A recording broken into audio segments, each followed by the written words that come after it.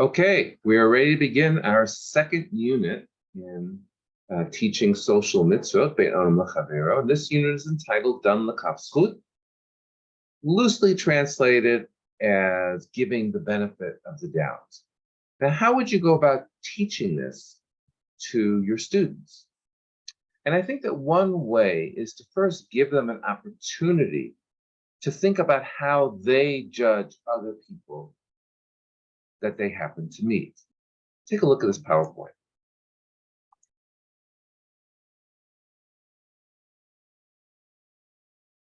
So the first part of the PowerPoint, you introduce them to a group of characters that slowly appear on the screen.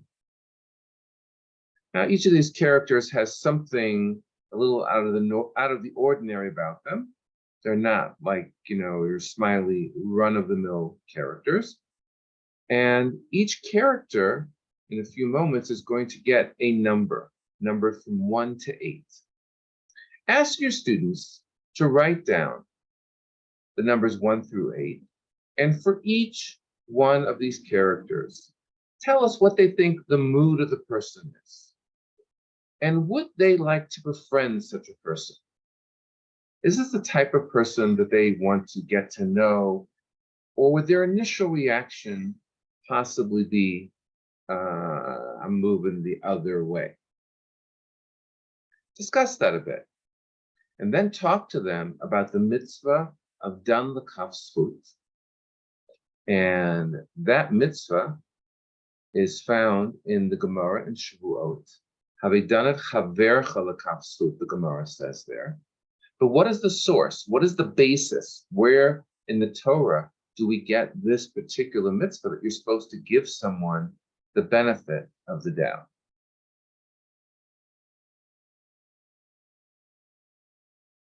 So up on the screen comes a courtroom, and here comes the source of the mitzvah of Dan L'Kaf Zchut. The Torah says, Lo ta'asu avel b'mishpat, lo tisa pnei dal, v'lo tehadar b'nei gadol, b'tzedek tishpot et amitecha. And Chazal, as quoted by Rashi, point out the first part of the pasuk is dealing with having a just courtroom, a real courtroom, as we see in the picture. So why would the Torah repeat b'tzedek tishpot et amitecha? So Rashi points out that we're not dealing with a regular courtroom. Nope, we're not dealing with a regular courtroom. Rather, we are dealing with a different courtroom.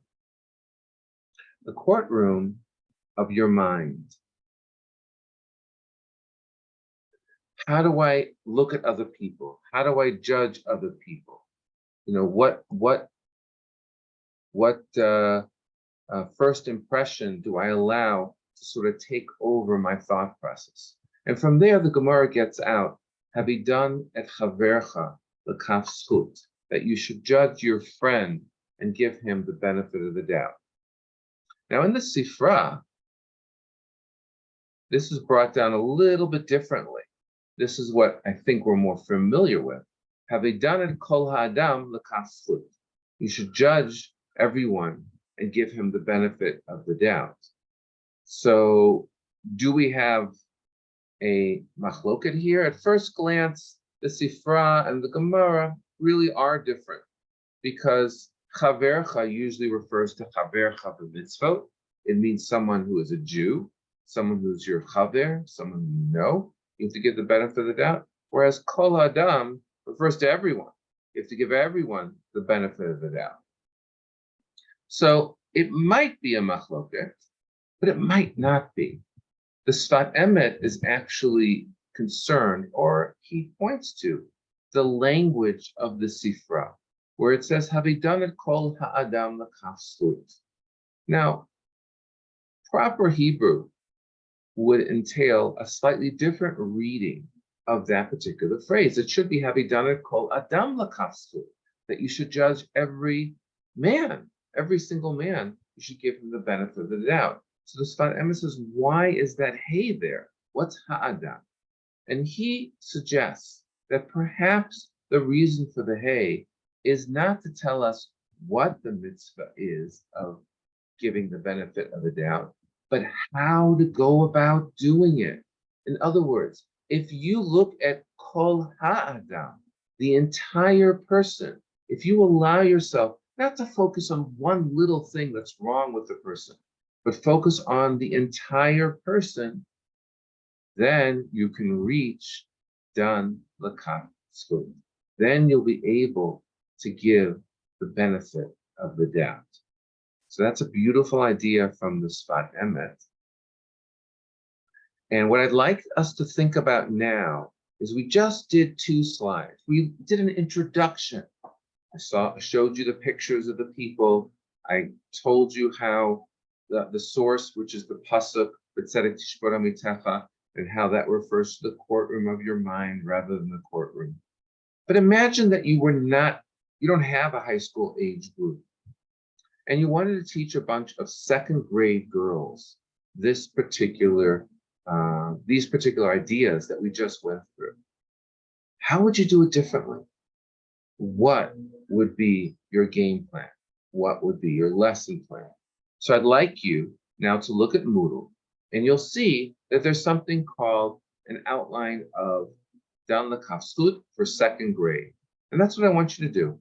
Create a brief outline. It is not a full lesson plan, just an outline, taking the ideas that we just learned and write a summary of what you would change.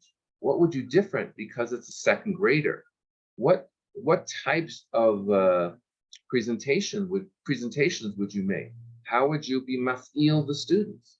What, in a sense, would you do differently in order to make this mat'im for a much younger uchlusiyah, a much younger crowd?